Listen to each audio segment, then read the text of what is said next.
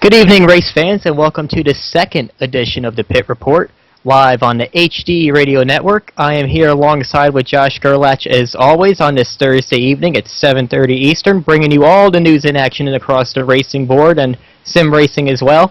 Josh, we got a lot to talk about tonight. We do, and if you want to interact with us tonight, you can follow us on Twitter at ETV Pit Report. You can tweet us there. Join us on Facebook at ETV Live. Like Kyle said, we're on the HD Radio Network. Also, join us on TuneIn Radio. You can get the app if you have an iPhone, iPad, Android, Windows Phone, BlackBerry, and more. You can get that by going to the respective app store, searching TuneIn Radio. Also, etv-eplay.net. You can join us live there. Tonight we are also debuting the HD Radio Network hotline. If you would like to join in on the conversation, call us 1-317-489-9388. We'd be glad to talk to you. And we're going to do our best to answer as many calls as possible. We're still trying to work out the kinks. Like I said, this is our second show of the year. So if we do not get to your call, for sure try us next week and we'll do our best. And one thing, Josh, that I want to get a point across to this show. Are you ready for this? I'm ready, Kyle. Okay. So I listen to a lot of Sirius Radio, Sirius NASCAR XM, and all week the only thing they've been talking about is with Danica Patrick and Ricky Stenhouse Jr. Now, if you want to talk about the Rookie of the Year battle in the NASCAR Sprint Cup Series, I'd be more than happy to talk about it. But this is not some redneck TMZ racing show, so if anyone calls in talking about that damn relationship, I will hang up on you. I just want to make that clear. But Thank that's you, just Kyle, me. for sharing yeah, that. Thank you. I thought so. Yeah, just so you know, too. And now everybody knows. But anyway, so like Josh said, we have a lot to talk about tonight. We're going to talk about some beta testing with the Gen 6, with iRacing, with the Sim Factory has going on with the X-Patch. Our special guest of the evening is NASCAR Camping World Truck Series driver Scott Stenzel, who will be racing for MB Motorsports in his 63 Ford for Daytona coming up in about 3 weeks or so. I think it's 21 days now, getting closer and closer. Yeah, it'll be fun to talk to him. We're going to have some other drivers hopefully on here in the coming weeks. We'd like to get as many as we can before Daytona. Scott's a good guy. Gotten to know him over the past couple months, and he should be able to provide us some insight, and maybe we can get some 2013 information out of him, see what he has going on this year. Really looking forward to that conversation, and like Josh said, our phone lines are open for the first segment, so until about 7:43, again, 1-371-489-9388. You could also tweet to us, as always, at ETV Pit Report. You could definitely tweet us your questions as well when Scott comes on in segment number 2. But right now we're going to talk about iRacing, keep it on the Sims side. That's how we'll start it off, because that's our major backgrounds here. And we did touch about it last week when we talked about the Gen 6 with NASCAR in real racing, but now we're going to talk a little bit about it with sim racing. For all you iRacers out there, you are aware that this Season 1 of 2013 started this week after another successful Week 13 with some new upgrades with the build that I'm actually a fan of. I feel the new build has brought it back into the driver's hands a little bit. Just from a physics standpoint. But just to touch on here, also if you've noticed that the A car, the Impala, there are no official sessions for that so far this season. If you want to touch on that a little bit. Yeah, the reason for that, iRacing is going to be coming out hopefully around the last week of February. We've kind of touched on it before with the Gen 6 on the NASCAR side. Well, it's going to be coming to iRacing, and it's going to be pretty exciting. Just seeing one of the screenshots, I think it was on the iRacing Twitter, they posted what the Chevy SS is looking like right now, and like I said, what Tony Gardner posted in the iRacing forums. When was it? I think it was early this month, around the 9th. They're hoping to get the Chevy SS. It'll release first, and they're hoping to get that out in the last week of February, and then about 2 weeks or shortly thereafter, the Ford Fusion will be coming out. It'll be the first time an Oval Series will have multiple makes in that, and that should be pretty exciting, Kyle. And what I like about it is that, because with iRacing, with the licensing and all this, everything in the NASCAR series, it's always been Chevy. Now I'm a Chevy guy, so it doesn't matter to me. But if I was a Ford guy, I'd be pissed. So at least now they have the opportunity, even though it's the same physics, this, that, and everything, they're all going to drive the same, it's all about your setup, but at least you could represent the manufacturer you want. I mean, other than Toyota, but this is America, so who cares anyway. So the unique thing here is because, as they said, they're working as fast as they can, but they got to make sure they get it right or as close to right as they could make it. So you're the end of February, Josh, as you said, March 5th maybe, which would be about 4 weeks into the first season. But they're still going to compensate for that, and they're going to make Season 1 of 2013 for the Impala A car, which will now be the Chevy SS, quite unique.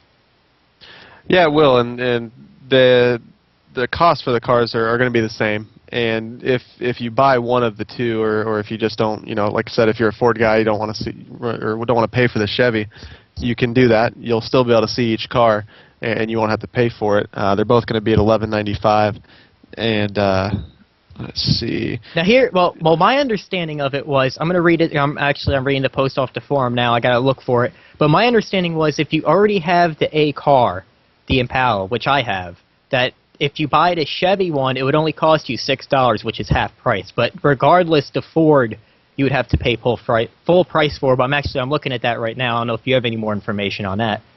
Yeah, I'm looking over it as well too. There's a couple different criteria. It looks like if you bought it within the last 90 days, you'll get full credit. Looks like the sixth paragraph here is where it has here a quote from Gardner himself. As far as price of the cars, we want to be as fair as possible, but we still have licensing to honor with the manufacturers, along with the costs associated with the car to need to recoup, which I understand, especially from our background with the Sim Factory, with their X-Patch, which we're going to touch on later, where we know all about licensing.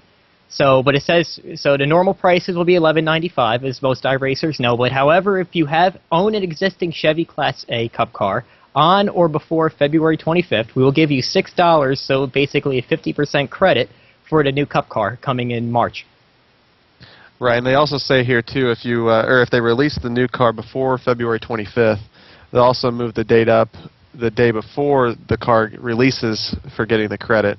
Additionally, if you bought the car in the last 90 days, the current Chevy Class A Cup car, 90 days from February 25th or the day they end up with, you'll get full credit, $11.95 instead of the $6. So you basically would get the old Cup car for free if you purchased it within the last 90 days. Right, and remember, like I said, with all our tweet ups here, if you have any questions, concerns, or any comments about the Gen 6 car in iRacing, you could tweet to us at ETV Pit Report. One thing else I wanted to add too, which was one of my first, which didn't affect me personally, but what I'm sure many iRacers on the oval side were thinking, how iRacing has their world events throughout the year, one of them being a Daytona 500, and the Daytona 500 this year is before their scheduled release date for the Gen 6. So this year's Daytona 500 will be run under the current Impala A car of tomorrow, Gen 5, whatever the hell you want to call it. That's the car that's going to be used. So as long as you have that car, don't throw your setups out yet. You still need to build a setup for Daytona, at least to run 500 miles there on I think the 24th or the 23rd, somewhere around there. Yeah, and also too, just touching on the current series as well. Like the Carburetor Cup, that'll stay the same. That won't be touched as far as the release and how that's going to come out. I believe they're actually running right now at Talladega. So if you're wanting to race the Cup car right now and you don't want to, just have to look for hosted sessions, the Carburetor Cup's still racing at Talladega this week. And another thing too, which is interesting, what I thought, which I think is a good move on iRacing's part, but actually a big announcement with the DWC series, their iRacing Cup series, they're going to hold the postponement of that series back until the Gen 6 car comes out, which I found very interesting.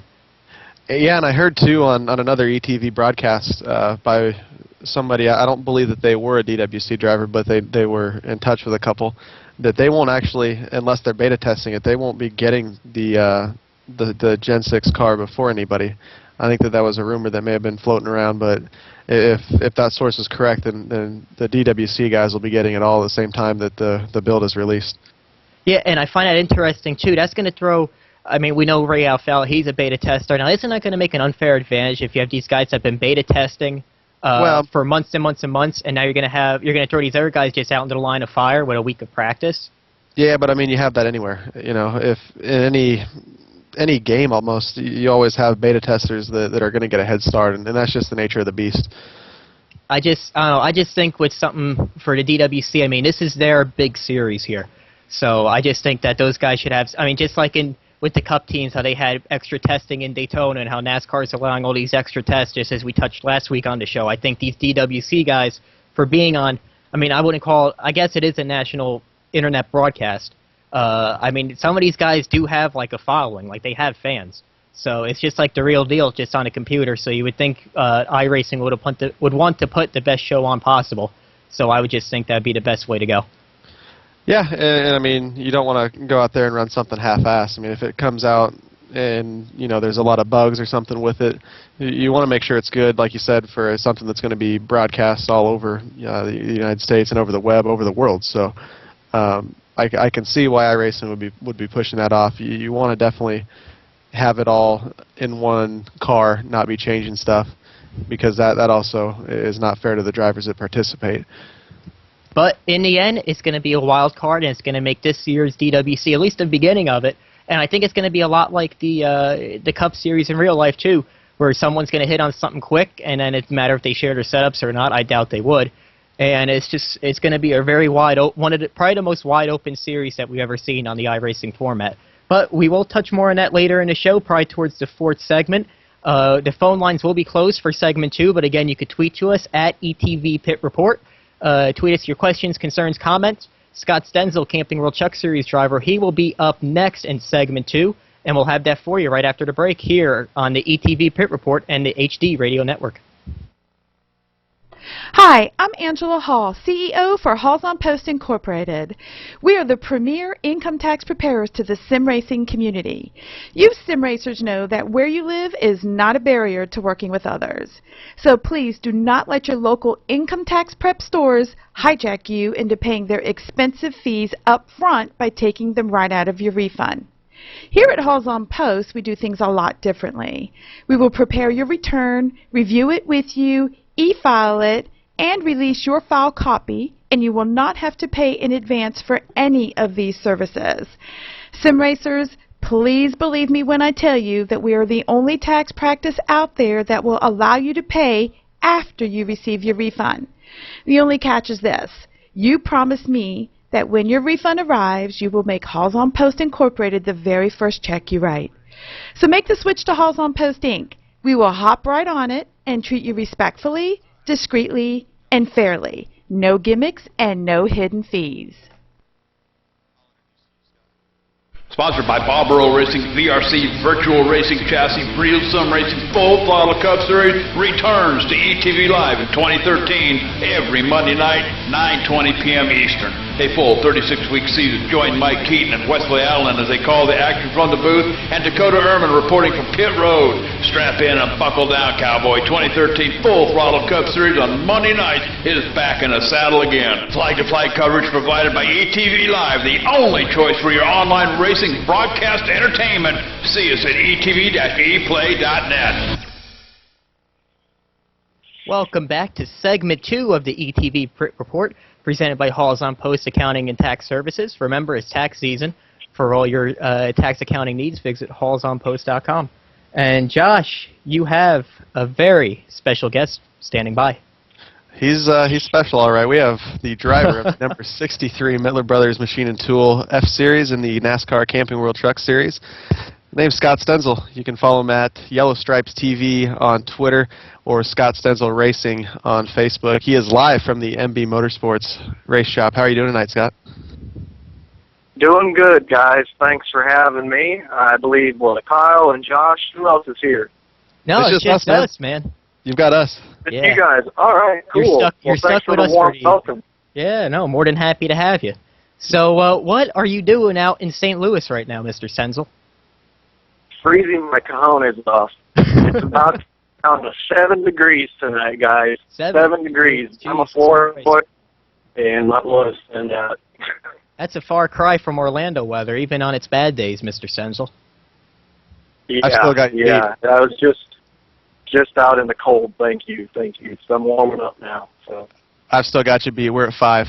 We got down to 5 when I left work today. So anyway. Oh my goodness! I don't know how you guys can do it. This off season is killing us. It wants me to go racing, you know. Well, that's why we have you on here. Well, let's start off, before we get into racing this year, let's talk about how you got into racing in general. Back to the old days of Mr. Scott Stenzel living in Minnesota, I believe. Yeah, that was up in the cold, even yeah, up really. in Minnesota, and you're complaining. I find that surprising. Yeah, what the hell, Stenzel? I'm telling you, blood thins out after 10 years of nice, warm Florida palm trees. I think it's just old age setting in, but that's just me. Oh man, no, we got to keep it fit. Family program, guys, or we try to make it a family program. So yeah, so anyway, so back on a serious note, Scott, tell all our listeners here how you got started in racing. Well, we weren't really lucky to have any money growing up, and grew up on a farm, and we did have land, and we had an old age tractor, and behind that tractor was a plow. You know, you could drop the plow down at an angle, and well, us kids, we got smart and decided to pile up with the backhoe, a bunch of turns, and then plow them down, and we made our own dirt track in the backyard. It took a couple of years to finally get it to work, and but we did it, and we could fit a car on there. You could get 2 cars wide if you were crazy, but one was going to go off the corner. So you'd have to give and take, but I grew up doing that, you know, go-karts a little bit here and there on dirt, primarily on dirt, and then went to college. I did a few enduro races and a few, you know, late model races up there in Minnesota. Then went to college and kind of had to give it all up for about 5 years and started up a business. And then, you know, fate and things bring people together. I know it's kind of cliche. It's good to know people, but there was a time when I did some stilt walking stuff, and I only did it just to get in front of the right people. And I did it at Daytona. I got noticed, and I went up to a guy named Charlie Patterson. Didn't even know who he was at the time, and he apparently had started a bunch of drivers, and some of which you might know, like Kenny Irwin Jr. You might know him.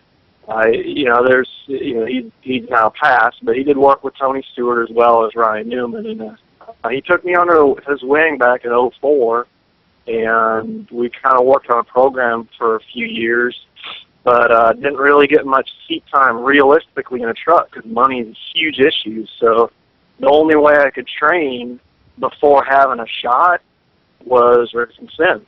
So I primarily did nothing but sim for years until I finally got a shot, and it's amazing how far that technology has come and how much it paid off at the track. Just hop behind one of these trucks was fun.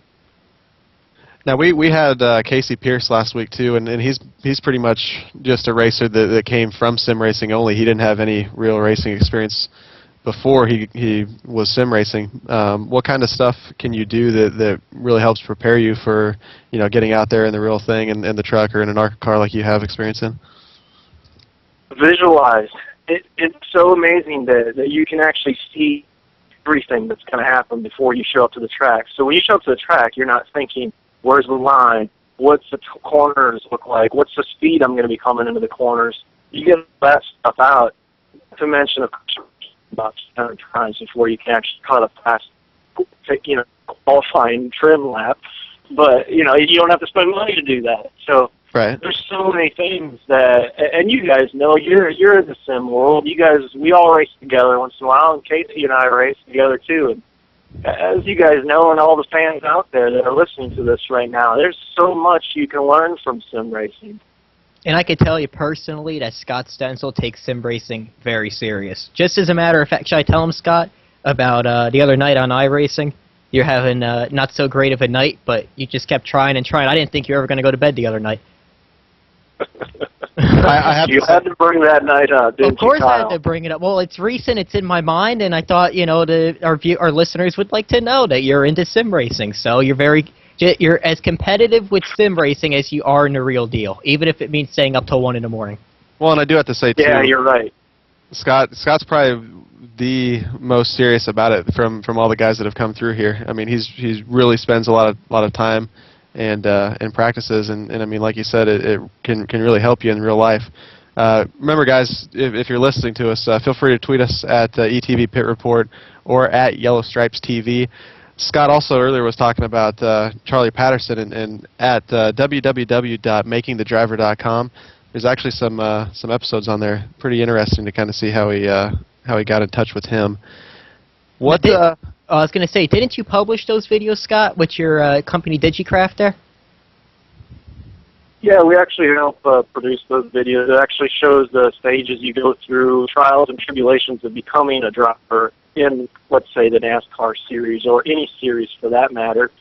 Basically, what we did was document myself, the career I went through. Thank you to Charlie Patterson and to all the other notables in there, and including Mike Mittler. You know, the only reason I'm even racing the truck right now is because Charlie Patterson introduced me to Mike Mittler. And that was kind of the long-term goal, and to have an opportunity to do that is huge. To not look like a dumbass when you're on the racetrack is the other thing. So that's where Sim comes in. You can get your lines down. And you can look like a dumbass on there. Let's not start on that again. There's a lot of parallels. But in the truck series, I know you've... excuse me, and just some personal stuff that just us talking. You have mentioned that you're hoping to go to Eldora. What you've mentioned already about your history with dirt racing. What do you think about the trucks going to Eldora for the first time? And any plans? Oh boy, I don't know if it's in our agenda to do that.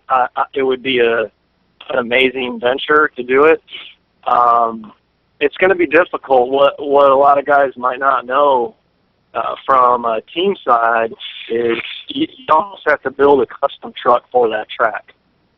There's going to be guys that are coming to that track that race dirt religiously, and they're going to be in some of the best equipment there, paying the money to get behind that equipment just to show what they can do, and to compete with that type of an entry list and stack field like that just to make the show is just. You know, it could be something that it would be very difficult for someone who doesn't do dirt regularly. So it's going to be interesting to see how that whole thing works itself out. Have they even released a format yet? I had heard just some rumblings about possibly even doing like a real dirt type format. Hang on. We have our first caller. Scott, would you mind taking a call from a fan here? Absolutely, I love my fans.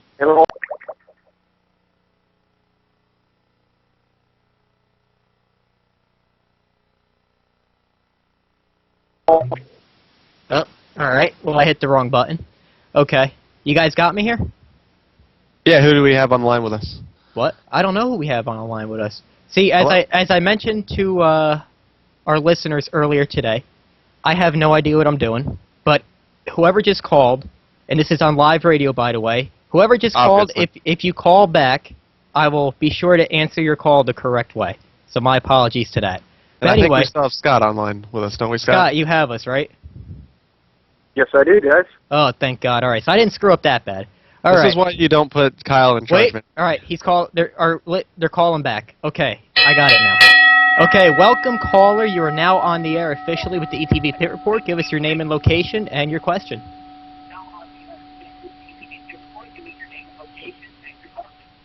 This is Dwayne Hall from Winston, Georgia. Oh, my God, Mr. Dwayne Hall, welcome to the program. How you doing? Good, man. Here's my question for Scott. Camping World Truck Series truck. How much for a complete truck to show up at the racetrack on any given Friday or Saturday?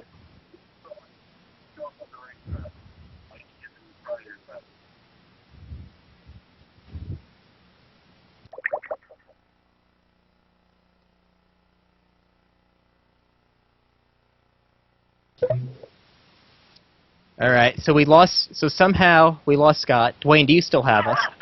I still got you. All right. Well, Scott has to give us a call back. Somehow his call dropped. That was not my fault, Mr. Losing Scott Stenzel. But when he comes back, he will give us our call here. Let me add him. All right. Well, speaking of Dwayne Hall as a guest here, if you could even elaborate a little bit on Hall's on Post, one of the sponsors of this great radio show. Sure. I let my wife do it, but since she's actually working at Halls on Post, trying to get people's taxes done. It's tax season. You know, you got to get your taxes done, no matter what state you're in, what you do, how much money you make or don't make. You know, my wife would take care of you, and she's literally a quarter of the price of H&R Block or one of these other tax agencies advertising all over the TV set.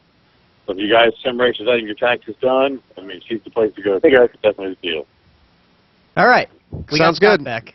Scott, We have we're all here. Scott Stenzel so back. After all that mess, and with 2 minutes left in this segment, I am so sorry to our listeners. I am a complete screw-up, but I don't feel as bad because I apologize to everybody ahead of time. So Dwayne Hall... This is why you don't give Kyle the reins to the show. This is why you don't give a kid from New Jersey the reins to the show. So we got about a minute and a half left, Dwayne, if you want to ask Mr. Stenzel a question here, and then we'll take a commercial break, and we'll bring it back for segment 3. All right, Scott, the question was, take a Kangaroo World Truck Series, any given race, say a short track race, Friday and Saturday, everything it takes to get that truck there, the truck itself, fully stacked, ready to go, everything needs the driver in the seat, how much does that package cost? How much does the whole package cost? The whole package. The truck fully decked out, ready to go.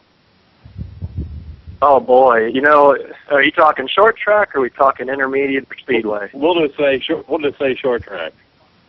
A short track truck, well, let me ask you a question. Do you want to run on the top 10 or do you want to just make the field? Because there's a huge price difference between that. No, I want to win. You want to win, oh boy. Well, I can tell you this, the money that goes into some of these machines, it blows my mind because sometimes they don't even put a price tag on it because there's so much labor put behind this. I've seen teams spend upwards about $100,000 a race at a short track to compete for the win. And I'm telling you, that's 8 different guys working on the truck. That's the backup truck. That's the motor package. That includes the backup motor. That's all the gears. You wouldn't believe the number of rear-end gears some of these teams have that are in storage waiting to plug into that truck. I mean, there's even Hendrick Motorsports. There's almost I think there's almost $5 million worth of rear-end gears that they have. Can you believe that? It's just crazy the amount of preparation and money you can put into one of these teams, and there's never enough money. Because Dwayne, you'll go out there and you'll lose that race, and you'll say, "Why? I threw everything I had at it." It's crazy how this sport works, but. And a lot of it comes down to the people that you have supporting you, too. That's a great question, Dwayne. We thank you for calling in. We will be right back here on the ETV Pit Report with Scott Stenzel, right here on the HD Radio Network. Regulation standard, www.GorillaCustoms.com.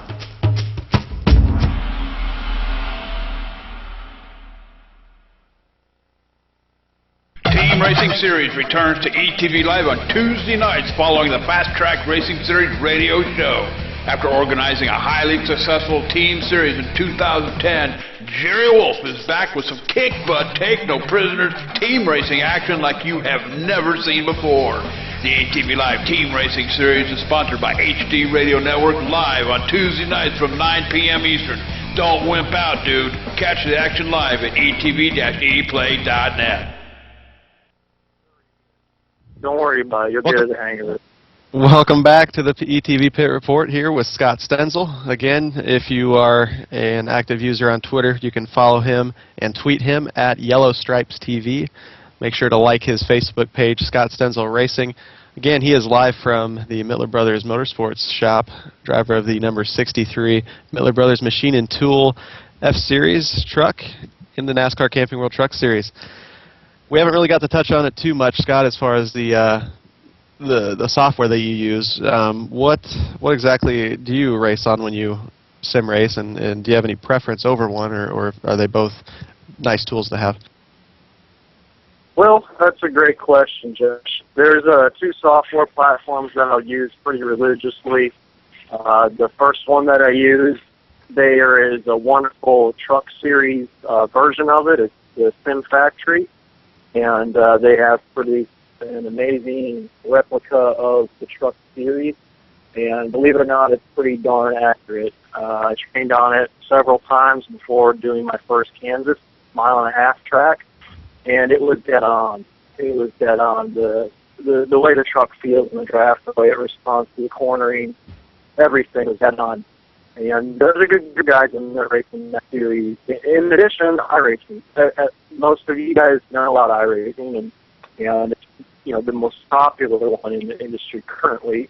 And you can pretty much log in at any time, race against people, and beat the fenders off of trucks and cars and you name it. They got all the different cars in there. So To be honest, since I'm in the truck series right now, my preference would be the Sim Factory because it's more geared toward what I'm racing currently. But if I want to go race and look good in front of people and go beat some doors off of some rookie's truck or car or whatever, I'll go into iRacing and try to win. But my luck in that has been horrible lately. So, trust me, I know about your luck. So, talking about, you said how you're in the truck series now. Your first start was in Kansas last year, and you're in St. Louis right now at Mittler Brothers shop, getting ready for Daytona. So, give us an idea for Daytona, man. I mean, I know you've ran there in ARCA before, but it's gonna be your first time there in a truck. Just give us an idea of what you're expecting. What type of racing should we expect? Are we going to see some tandem racing maybe, or give us your preference on that? That's a great question, and I'd like to answer that. I don't know what to expect, to be honest. We're going to be concentrating on the 2-lap race, and what I mean by that is we need to win that 2-lap race. We are not in on owners' points, so we are the underdog in this entire Daytona event. So we need to come out there and win that 2-lap race. Our whole strategy up till rolling off of the hauler is to win that race. Once we win that 2-lap race, which not only we do, everything else is a crapshoot. We'll see how it does in the draft. We'll see how it does during the race.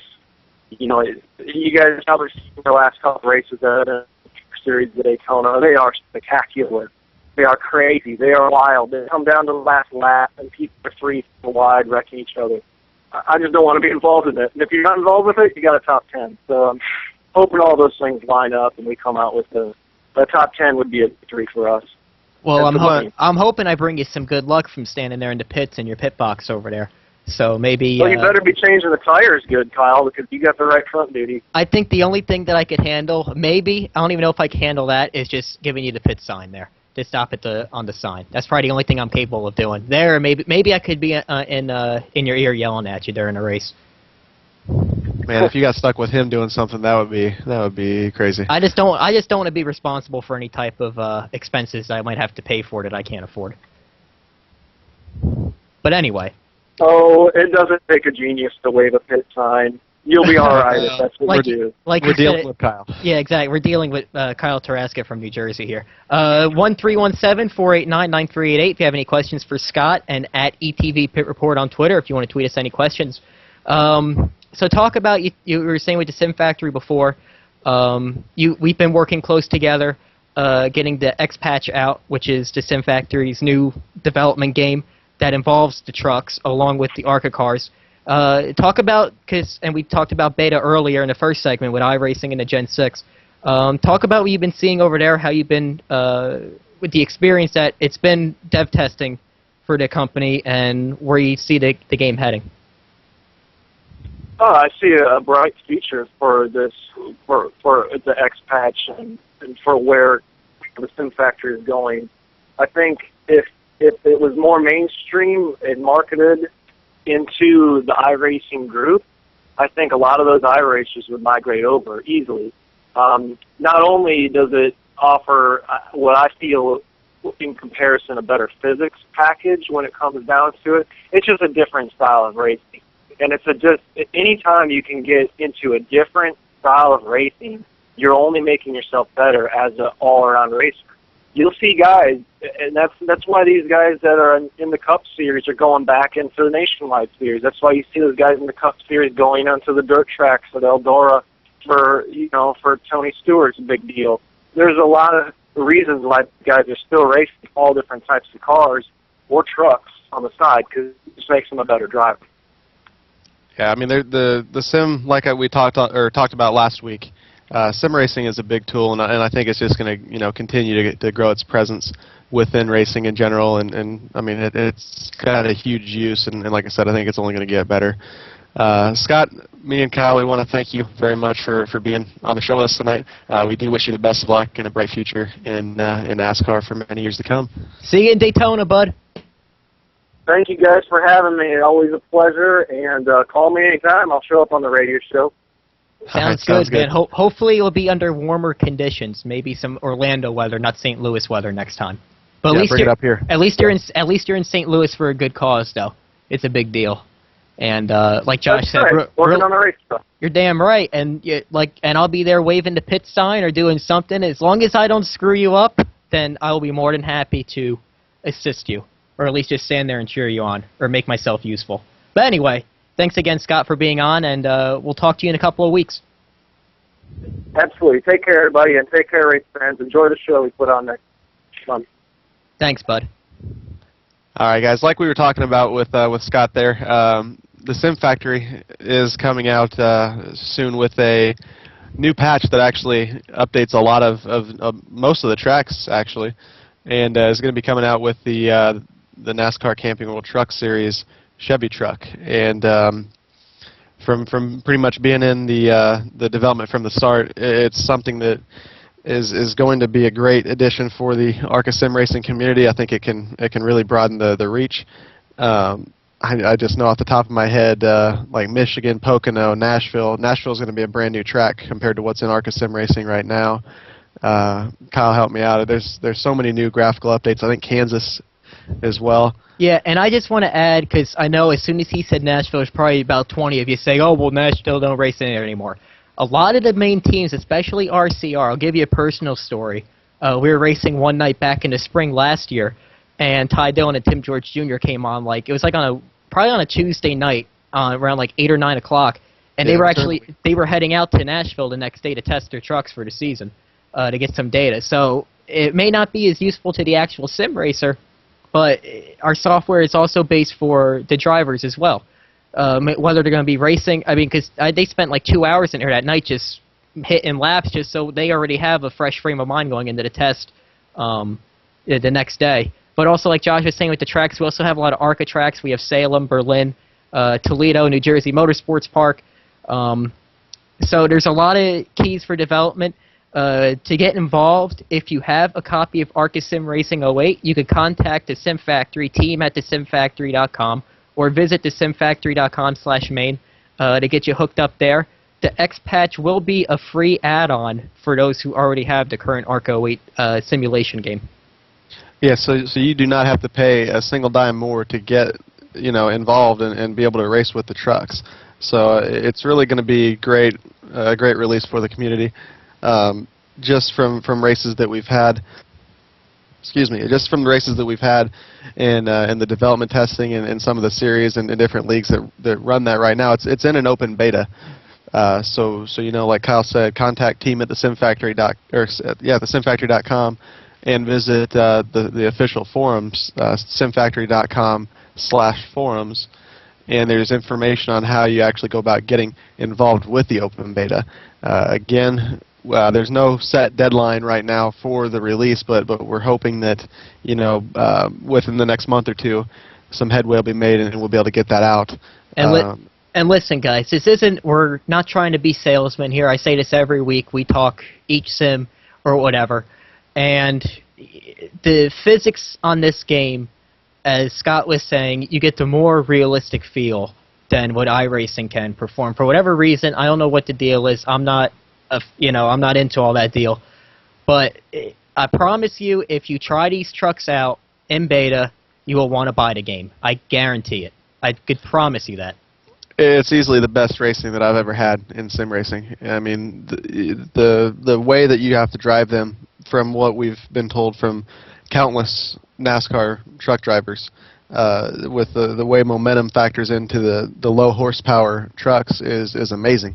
I mean, you can easily feel the difference with so much throttle that you have to use, and like kind of touching back on what you were just saying before, we've had two real life race car drivers that race in NASCAR divisions, and they both say, not just even Sim Factory software, but even iRacing, the amount of help that you can get and just familiarization with the sim and any sim racing in general is such a big tool. And even like I said, if it's within iRacing or in ARCA sim racing, it's such a big tool, and it's really amazing the kind of technology that we have that can allow us to do that and do it with other people online live at the same time. It's amazing.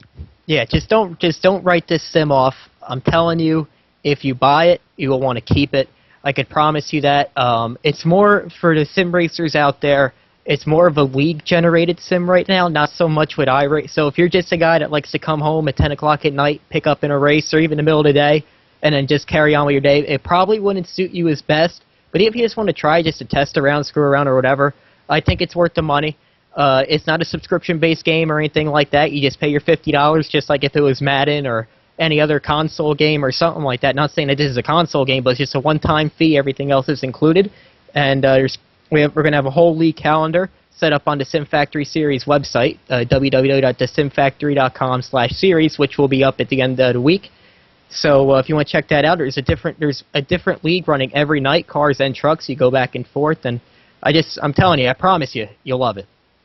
Yeah, and like you said, the ARCA sim racing community is a lot more close and tight knit. It obviously is not as big as iRacing. There's just not as big of a reach. And I don't think it ever will be as big as iRacing, to be honest with you. Well, it's just right now it's just not as broad. iRacing obviously covers a whole lot more of racing than ARCA can, and it comes down to the companies. There's a lot more backing as far as funding wise going into iRacing, and that's their business. That's what they do. They have a lot more backing. The Sim Factory does not. They do a heck of a job for the limited budget, if they even have a budget that they can work with. But again, both sims are great. We don't really favor either one. They're both great for the community. They're great to have. Or it's great to have more than one because... And keep in mind, too, that with the Sim Factory Guerrilla Customs, they build cockpits as well. They have more than one project just in this sim. Yeah, GuerrillaCustoms.com is great, especially if you're maybe an up-and-coming race car driver or just somebody that really wants to get into the mindset of having a race seat and everything. You can drive iRacing, ARCA Sim Racing, either one, it doesn't matter. But just looking at the testimonials and the clientele that Guerrilla Customs has built up over the years, it's very impressive. Pretty much all of, I think, Richard Childress Racing has one of the cockpits. Yep. Anywhere from Ty Austin, Dylan, Tim George. I don't think Scott has one. I'm not sure. But, yeah, I mean, you can go to GuerrillaCustoms.com, get in contact with them there. It's a great way to immerse yourself if you really want to go hardcore into sim racing. All right, and on that note, we're going to take our final commercial break here, leading into the fourth and final segment of Eating. Still have a lot to talk about. I'm still fired up about Daytona because we touched on that last week, and I got some more information on that coming up. We're going to preview the RSR series at Charlotte tonight, and we're going to talk about our guests for next week, so stay tuned here on the HD Radio Network. Hi, I'm Angela Hall, CEO for Halls on Post Incorporated. We are the premier income tax preparers to the sim racing community. You sim racers know that where you live is not a barrier to working with others. So please do not let your local income tax prep stores hijack you into paying their expensive fees up front by taking them right out of your refund. Here at Halls on Post, we do things a lot differently. We will prepare your return, review it with you, e-file it, and release your file copy, and you will not have to pay in advance for any of these services. Sim racers, please believe me when I tell you that we are the only tax practice out there that will allow you to pay after you receive your refund. The only catch is this: you promise me that when your refund arrives, you will make Halls on Post Incorporated the very first check you write. So make the switch to Halls on Post Inc. We will hop right on it and treat you respectfully, discreetly, and fairly. No gimmicks and no hidden fees.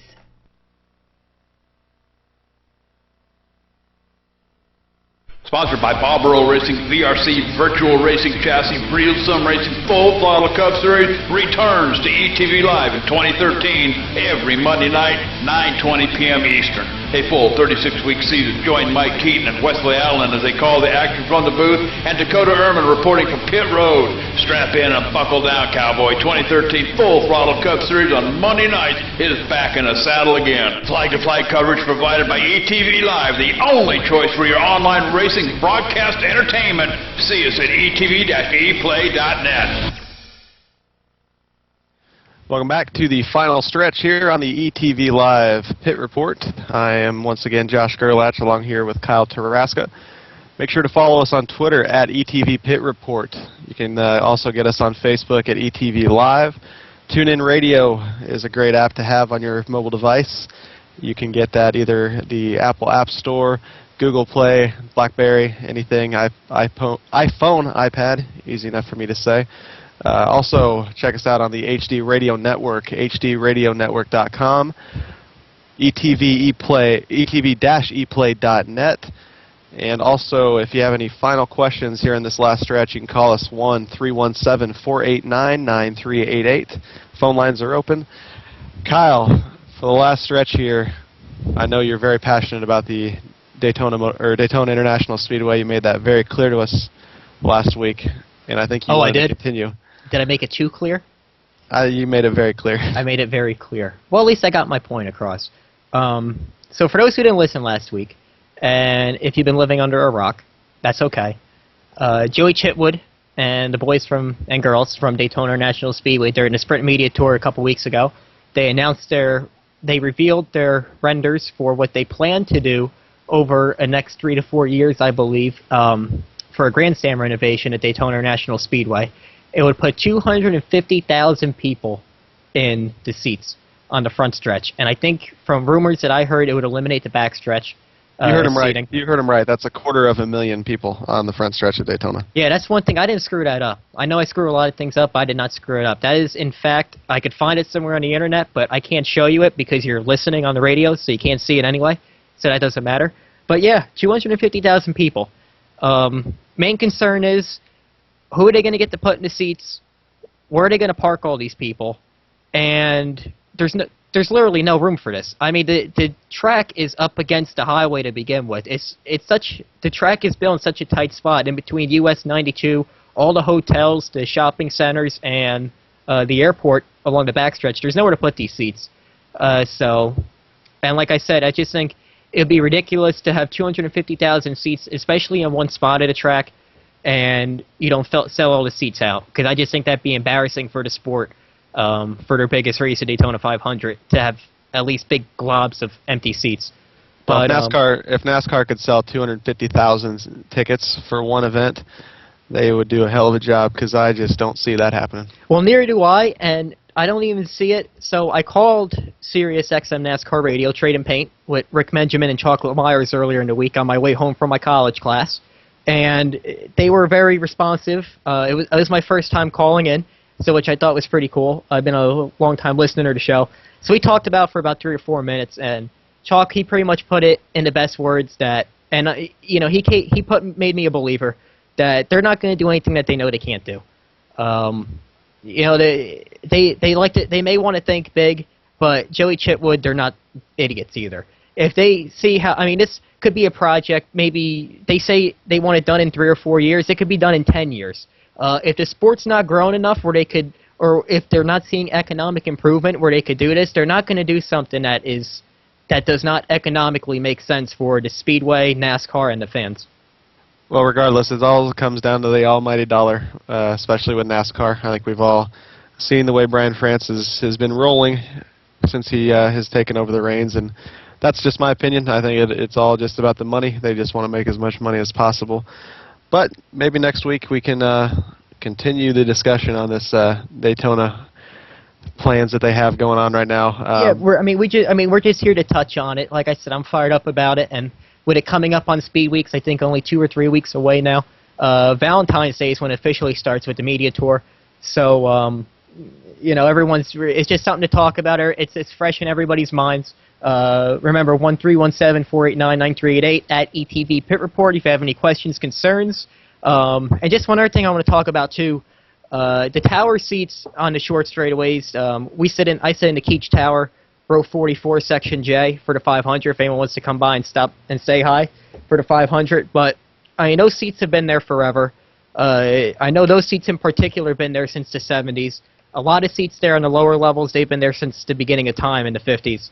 I just wish that they would work, because those seats are rather uncomfortable, and ever since they built the whole infield up there with the Goodyear Tower, I think they call it, which is the building behind Victory Lane, and then with the fan zone and all that, that wasn't there 8 or 9 years ago. And but those seats used to be very good, but now with all that extra build up there, it's like they force you to sit up in the towers, the checkered flag seats up above. So it's just like, it's hard to see the whole track. But I mean, I was just looking at prices today, as a matter of fact. We have our tickets ready for Daytona, but just out of curiosity, to sit up in the tower seats, which is the Sprint Tower, Petty, and Earnhardt Tower, which are the prime seats, which have cushion and plenty of legroom, because I sat up there before, it's $600 for a 3-day ticket, which includes the truck race, the nationwide race, and the 500. So you're paying $200 a race, which I think is just mad. And I think it's $680 or $700, somewhere around there, if you get it for 4 days, which includes the duels. So I think they have more issues to worry about than just adding seats right now. But like Josh said, we'll talk about that as the weeks go on. And once again, if you have any questions or concerns you want to add in, we'll take them before the end of the show. We got about 8 minutes left. But in the meantime, let's talk about Real Sim Racing Series, Josh. Yeah, tonight we're going to be going to the Charlotte Motor Speedway with the Real Sim Racing Outlaw Truck Series. Last week, it was a crazy one. If you guys watched it on the broadcast there on ETV Live, Ryan Buehler came out with the win by just under a second, or just a little under a second. He only led 15 laps. I think the big story of the race was point leader going into the week, Bobby Terrell. He finished 23rd and went from the points leader to second in points, now trailing Doug Roth by 2 points, Kyle. Yeah, it's going to be a very interesting race at Charlotte. There's only 3 races left. Bobby Terrell, he's been hot, but I mean, you got the top, was it 1, 2, 3, 4? The top 5 here are within 14 points. So, I mean, anything could happen with the top 4 guys being within 4 points, with Dwayne Vincent and Rhett McBride and tied for third, 4 points back, and then Nicholas Silver in fifth, 14 points back. I think I'm broadcasting the race tonight. I don't know. I got to talk to John. He's the boss over here. But if I am, even if I'm not broadcasting it, I'm going to be watching it, because this is a very exciting series. As I said, I ran a couple races here. Scott even ran a race with me earlier in the year. So it's a very exciting series. Talladega definitely shook things up. Whether it's sim racing or real life, Talladega is always the wild card, and it shakes things up. Mile and a half, more traditional speedway racing for the sim racers and NASCAR fans in general. So I think everyone will kind of be back to a more comfortable playing ground here. But I don't expect the points to really shake up. I think it's close now, and I think it's going to be close to the end and to the final race at Vegas. Well, I mean, and I haven't had a chance to watch as many as I'd like to as far as the Outlaw Truck Series, but just looking at the numbers, it's quite alarming if you look and see the average start for Doug Roth. He's averaging a starting position outside of the top 20, yet he has the best average finish out of anybody with over or with all 5 starts.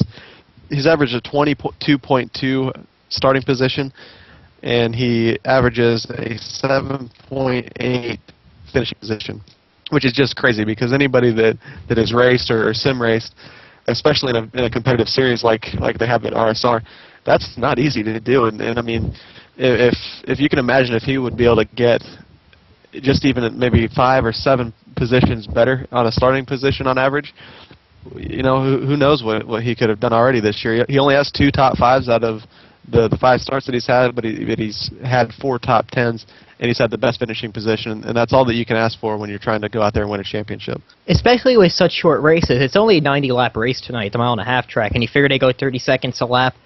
Give or take a couple of cautions, the race should be under an hour tonight, and that's not a lot of time, especially if you start outside the top 15. It's very difficult to make up those spots. On iRacing, I have trouble qualifying. I could race it, but I can't qualify. I can't put a hot lap down. And I think that was my Achilles heel when I was racing earlier in the year, other than Michigan, where I got wrecked, running 5th. Still pissed about that. We know. Yeah, I know.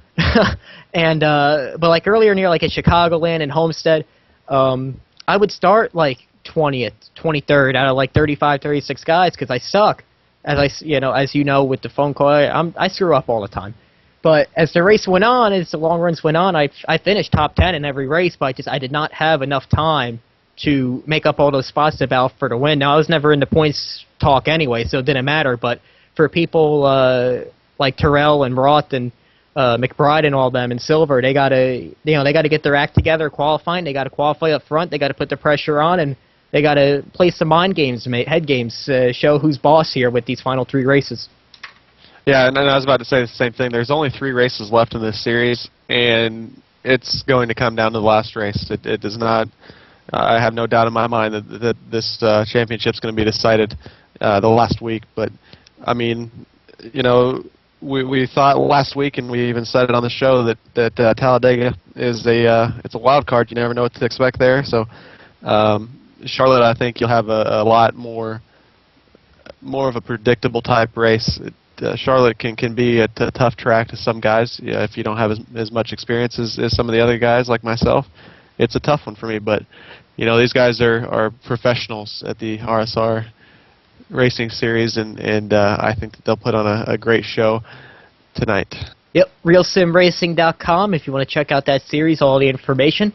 etv.eplay.net will be the race tonight, broadcasted live, coming up after this at 9:30 Eastern, I believe.